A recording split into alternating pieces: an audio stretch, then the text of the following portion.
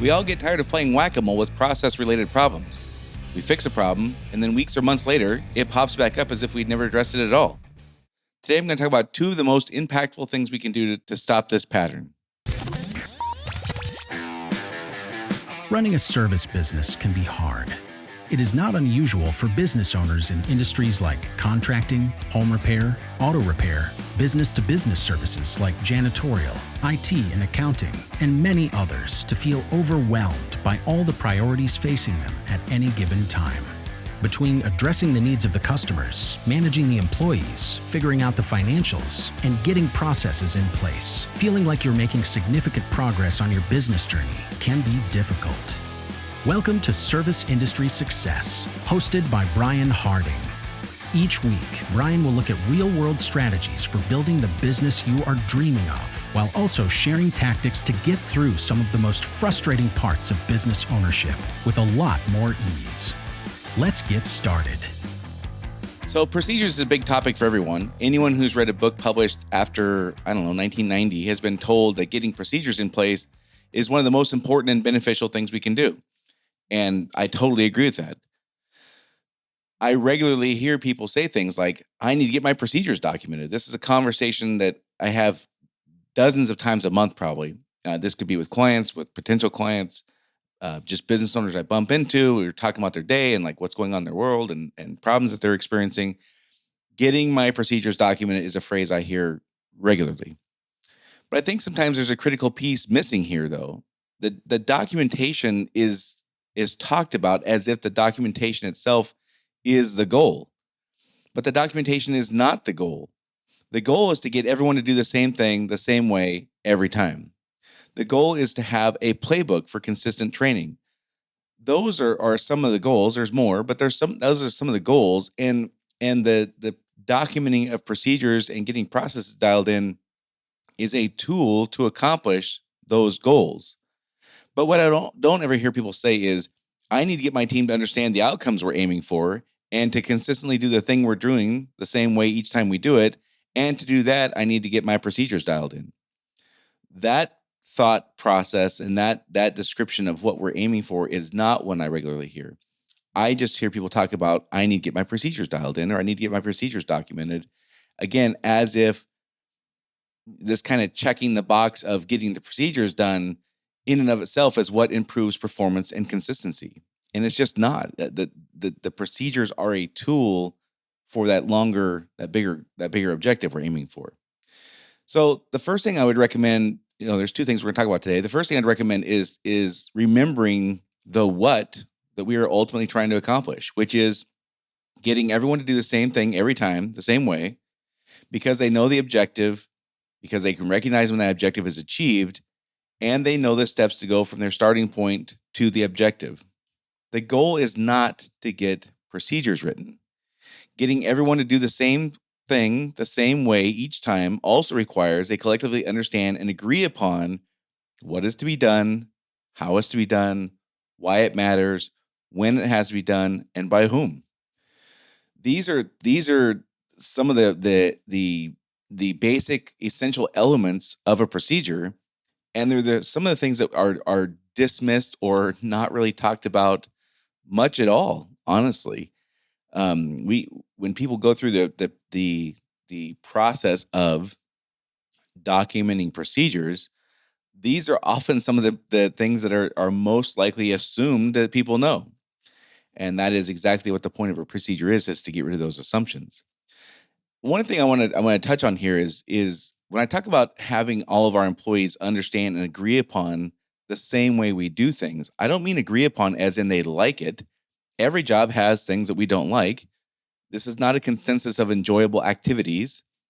What I am saying though is they know what is required and they've agreed to do it this way. That does not mean we like it. There's tons of things as a business owner and a manager and a frontline employee early in my career that I did that I didn't like. This is not a contest or a voting mechanism. This is not, when I say that they agree with it, I don't mean that they agree like they like it. That's just a point I want to make. It does mean that they've agreed to do it this way.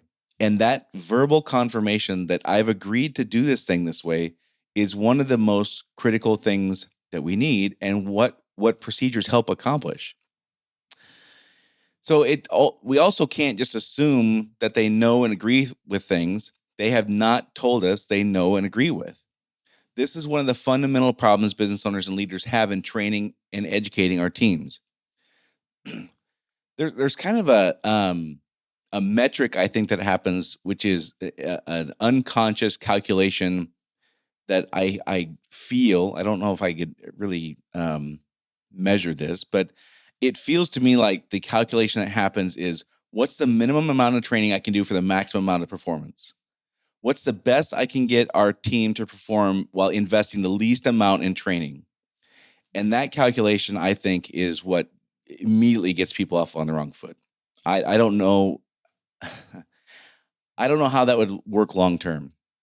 And I see people who are trying that approach, and nobody's ever really said it to me that way. It's just kind of my interpretation of what I'm seeing and hearing and witnessing. But that calculation, in my opinion, is what leads to this kind of whack-a-mole thing where we have these problems over and over and over again. Part of this cycle is we're going to do the least amount of training I can do right now to get the most performance I can. So what that looks like in practical real life is I'm going to try to train something in 5 minutes. That really is a 2-hour conversation. I'm going to try to train something in 15 minutes that might take us a half a day to sit down and pencil out how we do that. And I'm going to kind of get into that here in a second. But, or, hey, we had a problem with this last week, and I'm going to squeeze this in 2 minutes. I'm going to do a reminder for my group on our weekly or monthly training that here's how we're supposed to do this. And we screwed up last week, so let's not do that again. And this kind of reactive, rushed training style, I think, is part of what creates a problem. Now, that's not really what we're talking about today, but it kind of goes hand in hand. We do our training or whatever in our meetings like this. We rush into the meeting. We're gonna squeeze this topic in. We're gonna carve out 2 minutes to take care of this really, really important thing. It's super important. We got to get this right, but I'm not really invested. I'm not. It's not so important that we get it right that I'm going to invest more than 2 minutes to explain this. No. It's not that important. It's just important that we all get it right, and it shouldn't be a thing I have to worry about a whole lot. The minimum amount of training for the maximum performance, and the lever we're relying on there is often fear. We're relying on people being fearful of looking stupid for doing it wrong, or fear of disappointing the boss, or whatever. We rely on that fear rather than investing in training. And I think that's one of the fundamental things that leads to this kind of whack-a-mole thing. And again, I'm kind of getting on a tangent here. That's not really the topic we're talking about today, but it all goes hand in hand. So what I see, and I experience this in real life as an employee, as an entry-level employee, as a more seasoned employee, as a early supervisor, and then a manager, and then the person running the training. This is what it looks like. We rush in, we explain things as fast as we possibly can. Everybody nods and smiles at the appropriate time. We ask, everybody understand? And they nod and smile. Yeah, everything's good. Anybody have any questions? Nope. There's either silence or shaking of the heads while the donuts are being eaten. And we move on as if that's some kind of evidence to prove that they buy in and that they understand and are committed to participating as we've described it. We call that training, and then we get pissed later on when it doesn't work. So the second most impactful thing we can do is to go through the process step by step. We go through the procedure, the thing we either want consistency with or we're failing at. We have to go through it step by step. And this is one of the, and not in a hurry. Like, we have to go through this thing and take the time. If you have 40 people, it takes time to figure out if 40 people are all on board with this. It takes time to figure out if 40 people all believe, yes, this is the right way to do it, or this is the way we in fact do it. You can't do that with 40 people in 5 minutes. It's just not possible. So we got to go through the process step by step, asking the team, not in a hurry, how do we do this thing? And this is one of the biggest reasons procedures work, is because when a team gets together to document the steps of a procedure, we often learn where there's disagreement on the quote unquote right way to do something, or the quote unquote the way we do this thing. I can't tell you how many times after months of struggle, I would walk in, let's just say I'd walk into like a dispatch department, and we were just dropping the ball and dropping the ball and dropping. And I would just put everything else aside and just go in there, and I'd sit down, and over the course of a few hours, while the phones are ringing and people are doing their thing and whatever, we're still operating. But I would just carve out a few hours and go sit in the middle of the dispatch office and say, and ask questions like, how do we do this? I wouldn't tell them because me telling them has not worked. Like if me telling them, then I wouldn't be in this situation if that was the solution. I would walk in and just sit down and say, explain to me how we do this. And if there's 5 people there, I would ask and see, do all 5 people agree with this? Is this how we do it? Or is this the quote unquote right way to do something? And I can't even tell you how many times I'd find on step 7 of 12 or step 3 of 22 or step 3 of 5 or whatever, inevitably somebody would go, wait a second, I thought we did this other way. Aha. And that is where the benefit of the procedure is oftentimes is just getting folks to agree on here's how we do it. Maybe they forgot we changed it. Maybe somebody went on vacation, we made a change and didn't know. Like who knows? That like who knows and who cares, honestly. The point of the procedure is to get everyone on the same page. And we can't get everyone on the same page if we just write a procedure real quick and go in and throw it and explain it in 5 minutes and then rush out the door and tell people make sure you get it right. No questions. Okay, good. We're good. Let's go. That is not the tool is not beneficial in that circumstance. The tool is beneficial when we walk in and we ask people, again, not telling, asking, how do we do this? Right? How most people train, again, is explain, they check the box and adjourn as quickly as possible. I get credit for training. So if there's a problem, it's not my fault. I explained it to everybody. It's not my deal. Why aren't they getting it? But there's no way to tell if they got it or not. There's no way to tell if they think they got it, but really don't. There's no way to tell if they know there's a reason why the way I just explained it won't work. And they're just like shining me on. Like there's no way to know if they even know how to do what I just explained. So telling people not finding out where they get it and where they don't get it is often what leads to having the broken process or process that's not followed over and over and over. So we have to just sit down and ask questions. Like we have to pull the team together and commit some time to this. And I'm not saying we have to spend a month doing this, but I would argue if you spent 2 hours or 4 hours or even more, if it's a complicated process, investing in getting people to understand how we do it and all agreeing on doing it the right way and learning if they actually know how to do it the right way, that's where progress is made because those hours we invest a few hours now and then we don't have to invest more hours solving the problem later or re-explaining it or frustration, employees leaving because there's anxiety and tension in the department they're in. And there's a number of things that lead to or are led to by skipping this step I'm talking about, which is asking questions, sitting down with the team and asking basic questions. Like the first one is, does it even matter if we all do this the same way? Like if I ask the team, like, do you think it matters if we all do this the same way? And I'm not listening for their answers because of course they're programmed like robots to say yes in some cases. I'm looking at their body language. Do they really believe it matters or are they just saying yes because that's what they're supposed to say in this circumstance and moving on and doing what they want to do? Like good luck getting consistency if we don't even agree upon it's important to all do this the same way. If we don't even have agreement on that, like nothing else I would say after that would matter. So these are the kinds of basic questions I want to get to in the beginning. Or if we're struggling and we need some improvement, do we think the way we're doing this is working? If somebody is saying yes, what's the point of me telling them to do it a different way? Or how would you describe our success rate with this? Is a question I would often ask. Is you tell me like how often you think the way we're doing things is successful, or the way that we're going about it now, how often is it leading to success? I'm not implanting notions into them to repeat back to me. I honestly want to hear what they think. If this is what they think is working, if this works in their mind, then the conversation I've got to have is explaining why this isn't working, not how to fix a problem that they don't even believe exists. Another question I would ask is, does anyone have an opinion on how well this process is being followed? When I've asked that question, I've gotten answers like, we all knew we stopped following this thing like 2 years ago. What are you talking about? We all knew we didn't do this way anymore. I literally have had that conversation where people, when I've asked, does anyone have an opinion on how well this process is being followed? And I've had people say, we knew we stopped doing this 2 years ago. I don't know what you're talking about. Which for me was, well, it was educational. Let's put it that way. So then once we've established, like, do we need consistency? Do we need improvement? Neither of which there's a point moving on from if we haven't established that. Then we can get to like, how do we do this thing?